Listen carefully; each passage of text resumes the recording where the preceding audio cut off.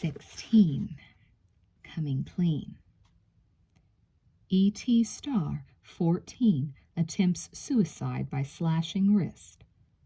That was the headline of the National Enquirer dated July 25, 1989. The page-long story, illustrated by a photograph of a tender, sweet-faced 6-year-old Drew in A.T., went on to describe how on the afternoon of July 4th, the pained young actress, wallowing in depression, tried to end her life by slashing her wrist with a knife. Discovered by friends, she was rushed to a nearby hospital and treated in the emergency room. Was it a cry for help, asked the tabloid, or was the 14-year-old really attempting to take her life? More important, was the story true? Only one person could provide the answers. I spent the night at Andy's. We didn't get high, and I went back to my apartment late the next morning. I was going to do something later that night with her, but Edie had left a note asking me to go out with her instead. Fine. So I canceled Andy and waited for Edie to show up. She called a while later, though, angry about something or other I'd said to her a few days earlier, which made me feel like a failure. I hung up the phone and crumpled on my bed like a deflated balloon. All of a sudden, everything in my life seemed to be piling up. Peter and my mom were in New York together. I was on my own, working to support myself, but barely able to make it. Edie was mad at me. I hated my apartment. I had no life, no friends who I considered good friends. I thought I was fat and ugly. It was 4th of July. I was unhappy, depressed, and sinking even lower fast. And on top of all that, I had broken my sobriety and lied about it. I cried and cried until I was curled up and soiled like a spent tissue. I don't know how much time passed. Then the phone rang. It was Edie calling back. I cried some more to her. Sensing my distress, she told me not to go anywhere, that she'd be right over. I was still in the grips of my hysterical crying fit when Edie and her boyfriend came charging into the apartment. Obviously, I was depressed, abysmally so, and Edie tried talking me out of it. But I wasn't having any of it, and the talk soon escalated into yelling and screaming. She said one thing, I said another. I was like a runaway train, speeding dangerously downhill and out of control, and no matter how hard Edie applied the brakes, I kept picking up speed. The next few minutes unfolded like a surreal picture, with me watching from afar as if it were all happening to someone else. I wanted simply to collapse on the floor and tell Edie that I needed help, that she should quickly call someone who would take care of me. I'd gone out of control, but I couldn't bring myself to mouth the words, to tell her, and she didn't seem to pick up on the direness of my actions. When I wailed I was a bad person, she argued I wasn't, and on like that. Finally, out of a desperate need to convince her of what I couldn't articulate, I picked up a knife from the kitchen counter. I didn't want to kill myself. I didn't ever once intend to take my life. I repeat, the thought never, not for 1 second, crossed my mind. I know too well the consequences of such dire actions, having heard the gruesome stories from kids who had actually come close to killing themselves. I did, however, think of the knife as a giant exclamation point, something that, as I brought the blade to my wrist, would allow Edie to hear my cry for help and convince her beyond a doubt that I needed professional attention and needed it fast. I made one very small scratch on my left wrist, then another, and in the heat of our back and forth argument, I made yet another. And that was the mistake, that third scratch. The knife slipped, I pressed too hard, and the blade sliced into my flesh. The rest is a blur. I caught one glimpse of the blood and passed out cold. Edie and her boyfriend whisked me to the emergency room at Cedars-Sinai Medical Center, located only several minutes from our apartment, where my wrist was treated with stitches. A nurse called my mom in New York and got permission to do whatever was required. Then I got on the phone, woozy and tired and resigned to the truth. "Mom, you know what?" I said softly from my hospital bed. "I have something to tell you, and it's so scary." "What is it?" she asked. "I don't know how to say it," I said, and started to weep in great big sobs. "I think I know," she said. "Did you have something to drink, honey?" "No, not really." I gulped down some tears. "I smoked some pot." There was a long moment of silence, and then my mother said, "It's okay." With that one comment, those two little comforting words, a blanket of calm descended over the situation. Cedars had already telephoned ASAP and arranged for my return. On my own, in a moment of clear-headedness, I had told the doctor that I wanted to return, that I knew I needed to go back to ASAP. But telling my mother that I'd smoked pot and then hearing her say, "It's okay," that only underscored my feeling that it really was okay to re-enter the rehab hospital. I was going to be all right. I wasn't a failure. I was in need of help. I knew that. I just hadn't been able to articulate it any earlier. Finally, though, I'd reached the end of the line, or the end of the lie, and it was a welcome relief. Because it was a holiday weekend, ASAP's wards were practically deserted when Drew was brought into the admitting area. Most of the kids had left on passes. She sat by the nurse's station while a nurse took her vitals, pulse, temperature, and blood pressure. She blinked her eyes and looked around the familiar surroundings, inhaling the smells and sounds as if she were experiencing a déjà vu. She didn't see Ted, a friend from her previous stay, wander past. He stopped dead in his tracks and exclaimed, "Oh my God, are you visiting, or are you really here?" "I'm really here, Teddy," I said. A few days later, everyone was back, and it seemed as if they were all coming around to get a glimpse of me. It wasn't as if I were a stranger. I was at the hospital every week for daycare and visits, so I knew almost everyone. They all asked if I was visiting, and when I said no, they were shocked. But the transition to hospital life wasn't as distressing as in previous times. The reason? This time, I wanted to be at ASAP. It was my first choice. ASAP represented safety to me. I felt comfortable, secure, like I had come home. Not to be coddled, but to be healed. I immediately fell into the old routine of groups and therapies and tried to work really hard, but it didn't feel good. I knew why, though.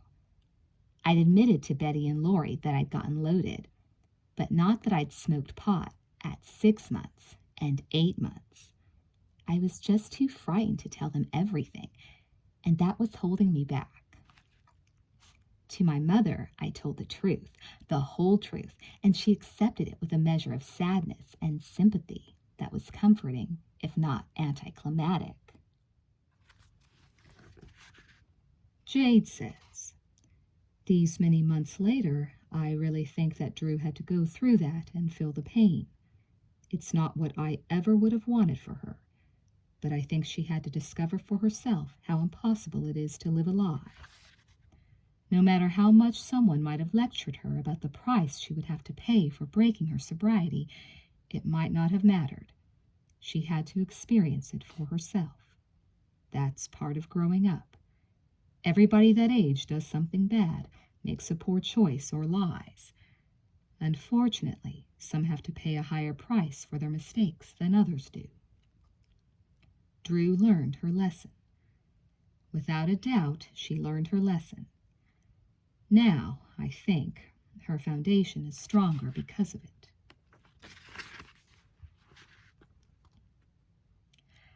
However, it took me a while to come clean with Betty and Lori, probably because I was so frightened of disappointing them and losing their love and respect, which I cherished. Then I was surprised one day in big group. Shocked out of my socks is more like it. In the midst of a discussion concerning honesty, Lori turned sharply toward me and, in front of the 20 or so people in the room, said, "So, Drew, you're the one who got high at 6 months and 8 months. Tell us about the value of being honest with yourself." My mother had obviously filled in the blanks to Lori and Betty. The entire room woke up, bristled with electricity, and all eyes centered on me. Great, my covers have finally been pulled, I thought, as my face turned red and I contemplated how I might crawl under the carpet and disappear without anyone noticing me. Talk about finding yourself in the hot seat. I felt bad, so incredibly bad for being caught in the lie.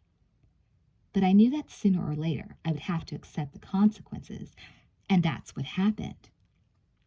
With my cover blown, I knew it was time to admit everything.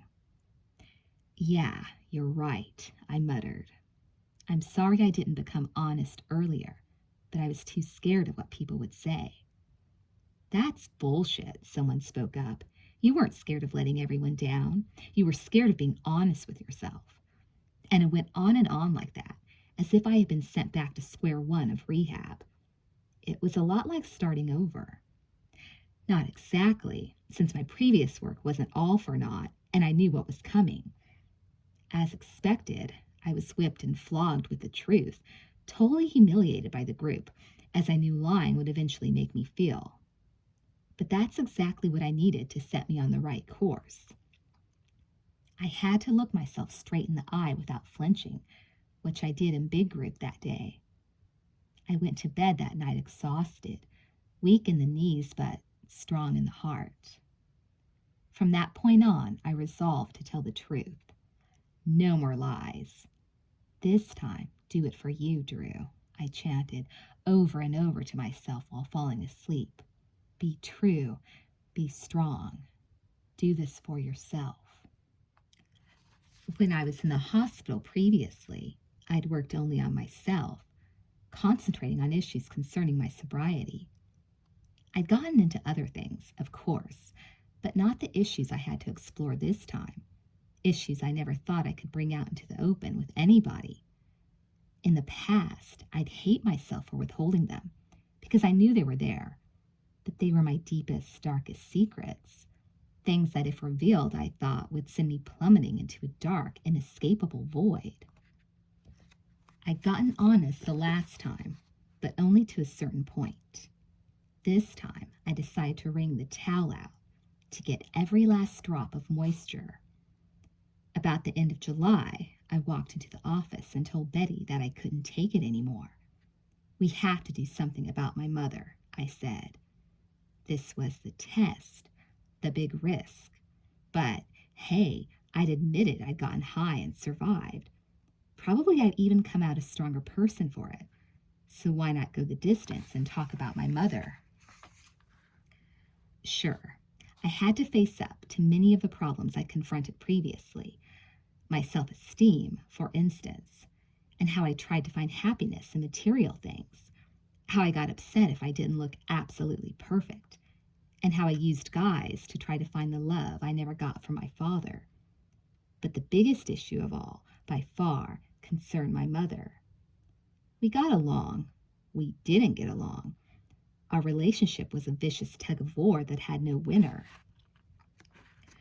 We were each other's family, and if we wanted a sense of family, we had to learn how to keep company with each other. She was my mother, yes, but she was also my best friend, and vice versa. I was her daughter, but I was also my mom's best friend. It was a relationship worth fighting for, but that didn't make it any easier. Looking back on it, in the past, my mother and I perhaps didn't push far enough in our search for a better relationship. Maybe we didn't examine how we dealt with each other as carefully and honestly as we should have. Maybe we left some things untouched, unconsciously off limits, for no reason other than when it came to family, we were all each other had. In retrospect, though, that's the number one reason that we should have pushed to an extreme. We had to try to work things out, and it couldn't be just me making the effort. Betty and Lori agreed, and they recommended my mother go to the Meadows, a rehab place in Wickenburg, Arizona, where she could immerse herself in therapy for codependency. Fine. Everybody agreed, so my mother went to the Meadows, checked in, and then checked out 6 hours later, and went to sleep that night at home. I was irate when I found out and told her so when we talked. You know what? I told her. I'm going to tell you something, and it's going to be short and simple. I'm 14 years old. I've spent 7 months of my life in this hospital, working damn hard to get better. You've spent 6 hours in a hospital. How dare you do that when you say I'm important to you? This is important to us. Stop being so goddamn selfish. This is not about you. This is about us. This is to get you better so we can have a relationship. What do you think I'm doing in this hospital? I'm not working completely for you. I'm trying to make myself better so we can go home and live in a healthy, natural environment. And if you don't go back, if you can check out and I can't, well, that's just game playing. My life is not a little game. So if you don't go back, please don't be surprised when I don't return home. That did it. My mom turned around and checked back into rehab. Jade says, at first I was resentful about going there. Damn resentful, honestly. I felt incarcerated at the Meadows. The program is intense. 6 days a week, starting at 6:30 a.m. and lasting till 8:30 p.m. And then you do homework. You are allowed no visitors, no passes, only one 5-minute phone call a week. There's no way you can help but learn. I realized that I was at the Meadows for a reason. When Drew went back into the hospital, we had a meeting. Betty, Lori, Drew, and me. It was decided that whatever my contributions to the relationship, they were not working. If I wanted to be involved with Drew and have a healthy relationship, I had to make some incredible changes. It wasn't enough for her to work on herself. For Drew and I to have a healthy relationship, for her to eventually come back and live at home, we all felt I needed to learn how to deal with my codependency. Leaving that first night was simply my reaction to the incredible fear that one has when forced to face yourself. However, when I returned for the 6-week stay, I knew what I had to do. There was no hiding from myself. They make you be scathingly honest. You deal, for example, with the issues of your past, what brought you to where you are, what tools you lack, and why you lack them. Basically, for 6 days a week, 14 hours a day, you hold yourself under microscopic scrutiny and perform a sort of unrelenting emotional and mental probing. It's difficult, intense, grueling, and completely beneficial. At the end of August, I went to Wickenburg for the Meadows Family Week. I hadn't seen my mother for more than a month, which made our reunion really scary. I didn't know how to react. While she was in Arizona, I'd been working hard on really sorting out who my mom was and what she meant to me. My conclusion: she has never been a mother to me in the normal sense, and it was silly to try to create that relationship. We've always been more like best friends, I decided, and truth be told, I really did miss her friendship. Needless to say, when my mom saw me, she started to cry. I hugged her. The feelings were genuine. However, I couldn't help myself from wondering if the tears weren't her attempt to manipulate me so I wouldn't be angry with her. That's natural, I think. Rather than say anything, though, I saved it for a discussion group. This week was full of heavy-duty confrontations and confessions. The first day I opened up completely, telling my mother with total honesty everything I felt. but I protected myself as well. I spoke without exhibiting any emotion. It was as if I wanted a wall between us. I was too frightened to let my guard down right away. But that reserve bothered everybody else. The group confronted me on my icy demeanor, and that was discouraging. After revealing a lot of deep feelings, they accused me of being insincere, and that wasn't true. I was just frightened. Frustrated, I skipped the next day's lectures and workshops, which ticked everyone off, but then I resolved to dig in my heels, and the next few days I poured out my heart with honest, uninhibited emotion. I was going to do it and break through. I was determined about that. It felt good, my mother responded, and I thought we made some worthwhile progress. One exercise, in particular, had us sitting beside a stack of tissue boxes.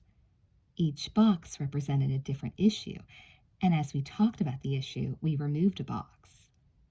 Our boxes represented topics such as my weight, my father, my career, and my mother's lack of a career, and so on. A lot of the same issues we'd worked on before. But this time we attended to them in detail and also delved into my mother's involvement. The work got to my mom early. She was mean and crude and nasty. I started to cry. I couldn't believe she was acting like that. I was pouring my heart out and she was being sarcastic. However, my mother's means of self-protection is verbal, and eventually things got better and better. By the end of the week, we could talk about anything with openness and encouragement. I returned to ASAP expecting to dive into therapy and do lots of good work, but it wasn't at all like that. I didn't say a word in group, not a single word. I was numb, tired, and though I didn't realize it, I was also sick of talking about all my problems. That, and I just didn't want to. But I couldn't see that. I only saw myself working hard and not being well received. Finally, one afternoon, I was out on the patio, crying to a tech, telling him how I couldn't handle not being understood by anyone. "What do you mean?" he said. "People understand you. You just aren't saying anything."